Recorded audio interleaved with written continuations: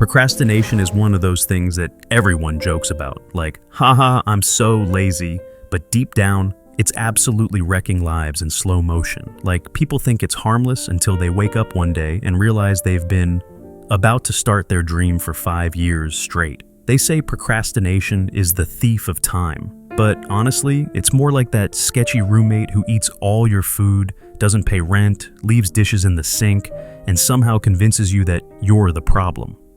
Maybe if I just make a new to-do list, but this time, in Notion. Let's be honest, you already know what you need to do. You've Googled it, you've bookmarked videos, you even saved that one quote that says, "Discipline is choosing between what you want now and what you want most," and then immediately chose Netflix. And somehow, you always manage to make procrastination look productive. You organize your desk for 40 minutes. You search for top 5 productivity apps. You open 17 tabs on how to start the task. Then close your laptop because you're mentally exhausted.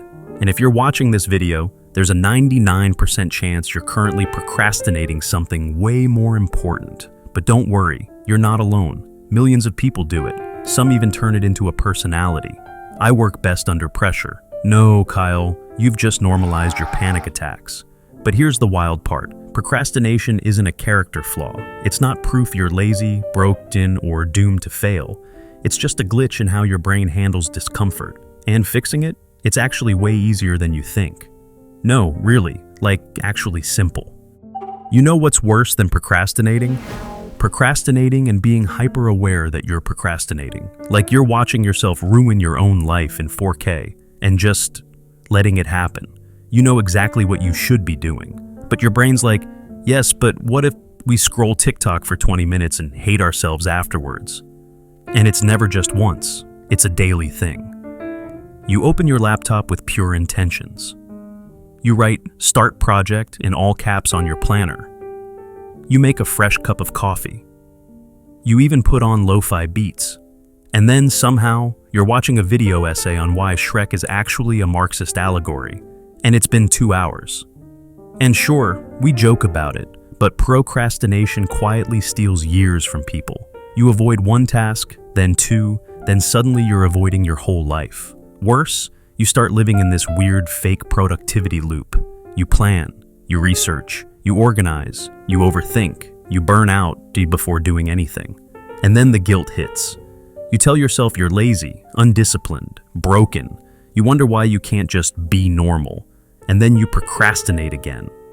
To avoid feeling bad about the last time you procrastinated. It's a loop, and it's exhausting. But here's the plot twist. You're not lazy.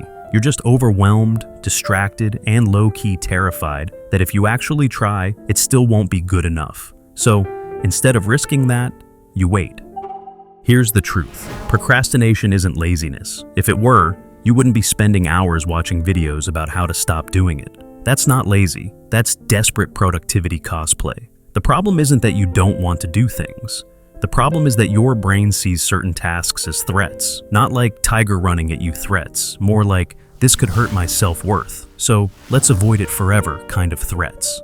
You're not avoiding work. You're avoiding failure. You're avoiding discomfort. You're avoiding the possibility that you'll try and still not be good enough. Because then what? It's safer to just not try. At least that way, you never officially failed. You just never got around to it, which is honestly the most elegant form of self-sabotage ever invented. And look, procrastination is clever. It doesn't say don't do it. It says, let's do it later. Let's research a bit more first. Let's clean the room so we feel ready. But it's not about preparation. It's about postponing discomfort. Because discomfort equals scary equals avoid at all costs. What no one tells you is that procrastination isn't the enemy. It's a glitch, a reflex, a safety mechanism from your brain that still thinks writing a boring email is on the same threat level as being chased by wolves. But here's the good news. You can rewire that reflex. You don't need to become disciplined or get your life together overnight. You just need to understand what's actually happening and trick your brain into taking the first step. Because once you start, the monster gets smaller. The task feels doable, and you remember, you weren't stuck, you were just scared. All right, You've accepted that you're not lazy, just scared, overwhelmed, or caught in a dopamine death spiral. Now what? Now we trick your brain into working. Here's the plan. 4 simple steps to outsmart your inner chaos goblin. Step 1. Lower the barrier of entry. Stop. Trying to finish the task. Your brain hates that. It sees it as a 3-hour emotional marathon. Instead, tell yourself, I'm just going to open the file. I'm just going to write 1 sentence. I'm just going to clean this 1 corner of the desk. Make it too small to fail, because once you start, your brain's like, wait, we're doing it? We're capable. And boom, you're in. Step 2, create fake urgency. Your brain responds to fire, so give it 1. Set a ridiculously short timer, 5, 10, 15 minutes, max. Tell yourself, I'll just focus for 10 minutes. If I hate it, I can stop. Spoiler, you won't stop. The hardest part is starting. Once you're in, inertia takes over. Bonus move, pretend it's a game. You get points for every distraction you dodge. You get extra lives for not checking your phone. Yes, we're literally manipulating ourselves like children because it works. Step 3, rewire the reward system. Here's why procrastination wins. It gives you instant reward. Scroll the dopamine. Start task equal fear. So, flip the script. Give yourself micro rewards for micro progress. Finish 15 minutes of work, get a cookie. Write 2 paragraphs. Take a walk. Do the scary email. Blast your favorite song and dance like no one's watching. You're hacking your own chemistry. Productivity is just strategic bribery. Step 4, build the starter ritual. Procrastination loves randomness. So, give your brain predictable structure, a tiny, repeatable ritual to signal we're doing the thing now. Examples, light a candle, put on a hoodie, open the same playlist, take a breath and repeat. We're just starting, not finishing, just starting. Over time, your brain will associate that ritual with action. It's the same reason athletes have pre-game routines, or why cats freak out when you grab the laser pointer. Your brain craves cues.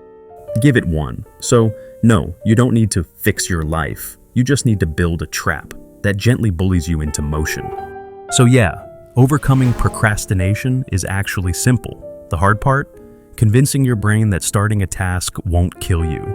And now that you know how to trick it, well, now you have no excuse. Except, all the ones you'll come up with anyway. I just need to feel more aligned. Mercury's in retrograde. I'll start on Monday because I need a clean week. Stop. We both know the only thing you're aligned with is your bed, and the only thing retrograding is your potential. So now that you've finally stopped lying to yourself about starting tomorrow, it's time for the next question. Start what? You've got energy now, momentum. But momentum going nowhere is just spinning. That's why the next video is called Setting Goals to Achieve Your Dream Life is Actually Simple. Click it, or don't. But if I catch you rearranging your apps again instead of building the life you want, I'm sending this video to your future self with a sticky note that says, "This could have been us, but you were scrolling."